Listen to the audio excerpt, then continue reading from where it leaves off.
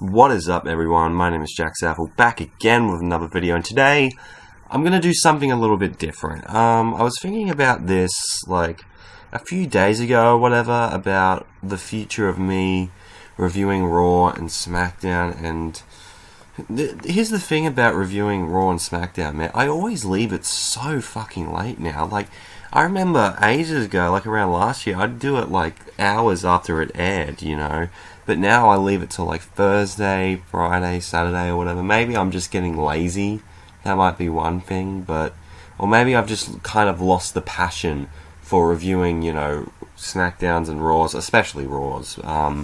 But I decided, you know what? Screw it. Let's review Raw and SmackDown in the same video. I'm surprised I haven't even done this yet.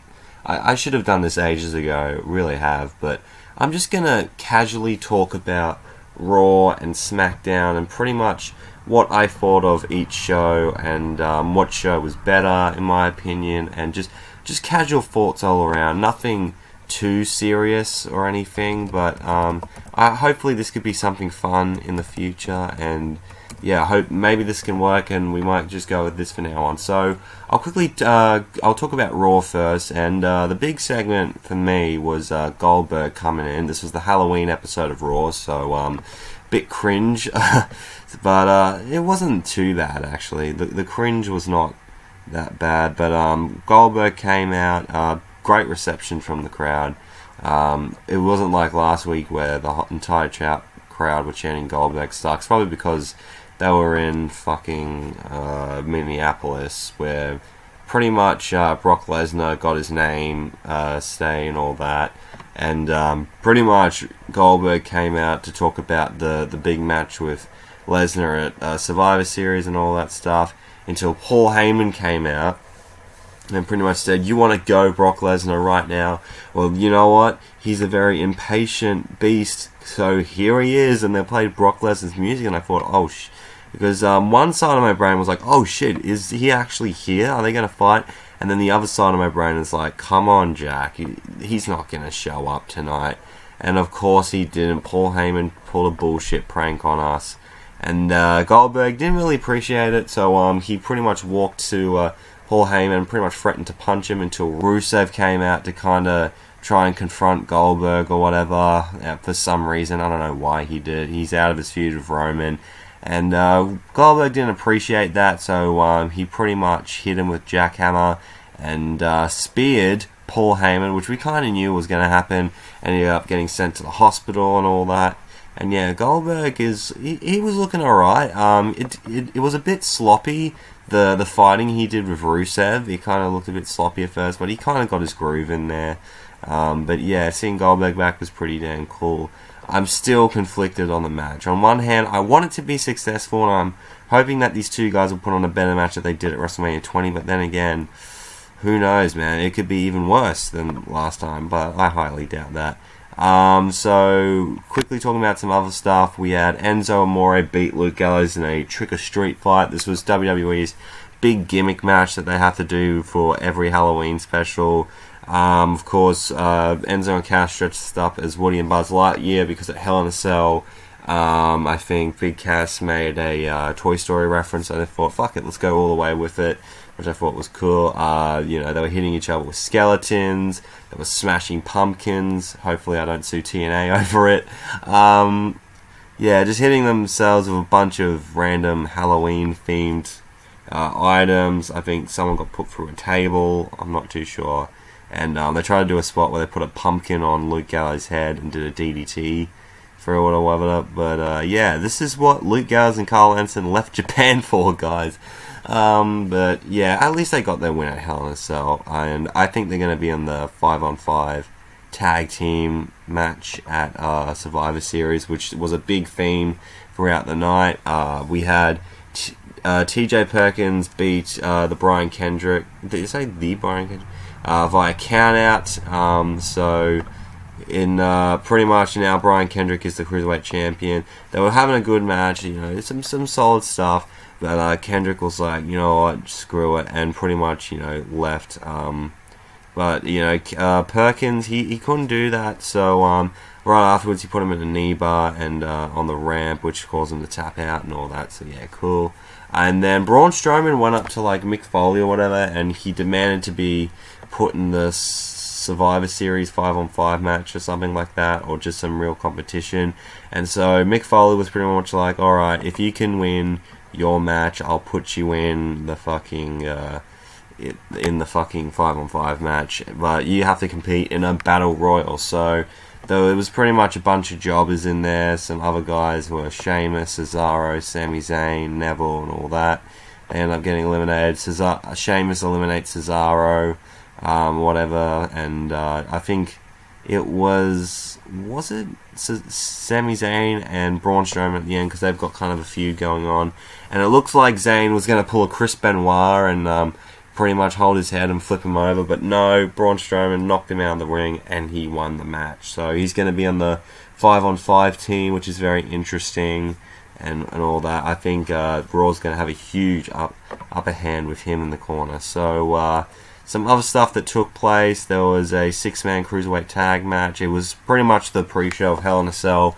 Tony Nese, Drew Gulak, and Arya Daivari lost to Lince Dorado, Cedric Alexander, and instead of Sin Cara, Rich Swann, which I don't have a problem with. Rich Swann might be my favourite cruiserweight at the moment. He's so fun and, happy, and he kicks a lot of ass. Great wrestler as well.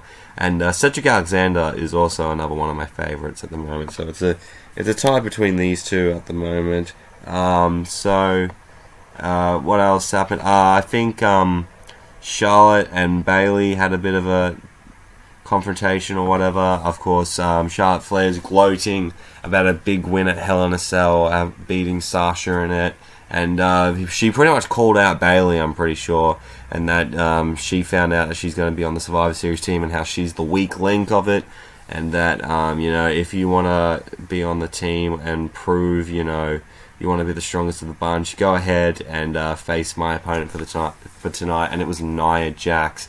And Nia Jax ended up beating Bayley. It's okay. Bayley's beaten Nia Jax before. I remember at NXT TakeOver London last year, she did end up beating her. So, yeah, it's not too bad, I guess. I'm sure Bayley's going to be fine. And I'm pretty sure Nia Jax is on the team as well. Who I think is going to complete the other two. I think Sasha has to be on there. And who else have they got? Those are the only 4 divas they even showcase. Maybe Dana Brooke? Who knows? We had Cesaro and Sheamus beat the Shining Stars, which is no big surprise, honestly. And also, the New Day did a backstage segment where they dressed up as a bunch of Godfather gimmicks. Kofi was the Godfather, Xavier Woods, Papa Shango, and Big E was Kamen Mustafa, which was just fantastic. They definitely won fucking Halloween for me. Then the main event was Roman Reigns versus Chris Jericho for the United States Championship. Pretty much beforehand, there was Mick Foley was going to announce the people in the Survivor Series team, and Jericho and Owens wanted to confront him or whatever, and they announced that they're going to be on the team alongside Roman Reigns and all that. And so I think Jericho was making fun of him and pretty much talked about the key of Jericho, which he used to unlock the Hell in a Cell door. And and Roman Reigns came out to confront him and all that stuff. And and Mick Foley decided, let's have a US title match. Pretty decent match. Didn't mind it, but Roman Reigns won via disqualification. After, I'm pretty sure KO came in to interfere, and it looks like Jericho and Owens were double teaming on Roman Reigns until Seth Rollins came in to save the day, and then we saw a big stare down between Seth Rollins and Roman Reigns, which was pretty crazy. We all know they've had a big history between each other now that Rollins is a babyface and Roman has been a babyface since he's broken up with the Shield, so I think that's going to be interesting. I'm not really sure. I think they might do a tag team match, which would be pretty cool, of Roman and Rollins taking on Chris Jericho and Kevin Owens, which is the predictable thing that's going to happen. I wouldn't really mind that. But, Raw was actually quite not that bad compared to some of the other Raws, honestly. So, yeah, that's what I thought of Monday Night Raw. As for SmackDown was a lot of fun as usual. They're still going on with James Ellsworth and all that. Pretty much last week he cost Dean Ambrose a shot at the WWE title, and it was announced that it was going to be Ambrose versus Styles tonight, and if Ambrose cannot beat AJ Styles, he will never get a shot at the championship again. So James Ellsworth has to try to not interfere, and pretty much Dean has to tell James, look mate, please don't interfere in the match, please, and pretty much begged him. And James Ellsworth tries to apologize to Dean Ambrose, but AJ Styles interferes. He's still not happy with Dean and fucking James Ellsworth and all that stuff, which started the match later on. So there was a match between Randy Orton and Kane, and a no disqualification match. Of course, Randy Orton turned on Kane last week to join the Wyatt family, I'm pretty sure. So they had a no DQ match for some reason, and it was pretty bare basic kind of no DQ kind of rules here. But the Wyatt family came out to look like they were on Orton's side. Orton hits the RKO and pretty much wins, and then he does his pose in the corner while the Wyatt family do their little follow the buzzards thing, which is very, very interesting in my opinion. I think that they're still going with the whole route of like Orton's just trying to get in their head kind of thing, kind of like Daniel Bryan did in 2013, 2014, where he looks like he's part of the Wyatt family, but he's just gonna turn on them just like that. That's what I can predict is going to happen. There was a tag team match. Becky Lynch and Nikki Bella took on Alexa Bliss and Carmella, and pretty much I think Carmella and Bliss were talking shit about the other team before or after the match, but they ended up winning because of some other stuff. And I think, I'm pretty sure Alexa gouged Becky's eyes or whatever to win the match. Then we get to American Alpha and the Spirit Squad in a SmackDown team qualifying match for Survivor Series. Of course, American Alpha win. Why the fuck would the Spirit Squad win? Then we get to Miz TV segment with Daniel Bryan and The Miz. Of course, this feud between The Miz and Daniel Bryan is still going. There's a lot of tension between the two guys, and how Miz is still upset that he's not Intercontinental Champion, and how he wants to represent the Blue Brand at Survivor Series, and he wants to be the team captain and all that, the team. And then Daniel Bryan announces the members of the tag team match at Survivor Series, and it's going to be Randy Orton, Bray Wyatt, Dean Ambrose, Baron Corbin for some reason, but they played like a video package before about him, and AJ Styles is the official SmackDown team. Miz was not happy. He blames on the lack of respect and that his refusal to take the Intercontinental Championship match against Ziggler, because, he's pissed off at Ziggler for winning the match and all that. And he's like, you know what? How about you sit in the corner and be a little bitch or whatever, because Dolph Ziggler is a fighting champion and he's going to defend his title in an open challenge. So that's exactly what he did, and Kurt Hawkins was the one to accept, and he gets super kicked instantly, and Ziggler wins. And so he gets interviewed by Renee Young saying, okay, what do you want to do with this title and all that? He's like, you know what, I want any superstar from Monday Night Raw to come up and have a shot at my Intercontinental Championship at Survivor Series, because there's this whole brand warfare thing going on, pretty much. They should just change the name to Bragging Rights. Like, remember that pay-per-view? There was only like 2 of them. It's pretty much Bragging Rights, this Survivor Series, honestly. So, yeah, he says anyone from Raw come and accept. So it might be Seth Rollins. I've heard people say it'll be Seth Rollins. I don't know why he would go after the IC title. Maybe his feud with him is done. He'll probably get put in the 5-on-5 match, but there was a leaked photo on WWE.com, and that Sami Zayn was going to be the 5th person in the 5-on-5 match. That would be weird. But I'd figured like they'd swap places. Rollins be on the team, and like Sami Zayn go after the IC title. That would make more sense to me, honestly. But yeah, pretty cool stuff. I'm happy that Ziggler is having a good run with the IC title so far. He's being a fighting champion and all that stuff, which is good.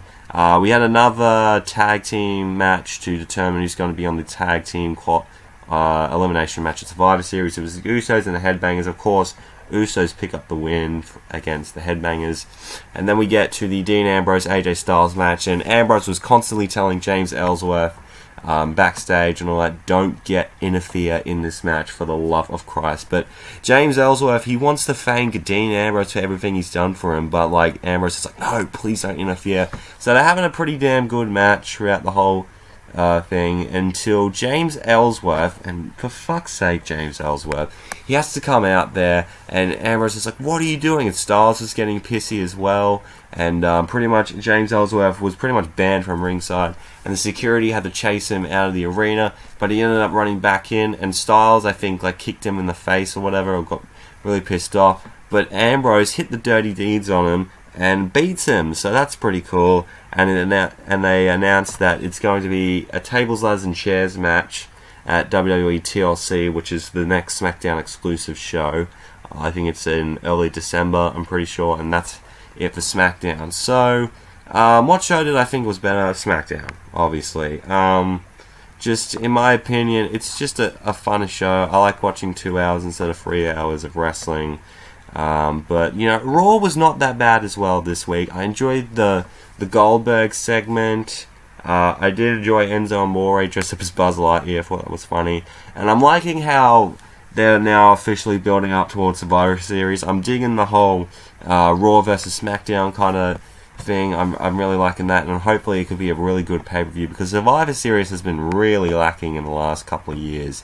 So, yeah, thank you guys for watching this video. I hope you have enjoyed it. Do you like this new setup? Please tell me in the comments below. Make sure to like the video, and if you want to see more from me, hit that subscribe button. You're glad you did. Twitter and Instagram is at JackmanLol31 if you want to check me out there. Also, check out the Bullshit Club, Mr. HTV, and the 5/8. Links will be in the description below. Thank you so much for watching, and I'm out in 3, 2, 1.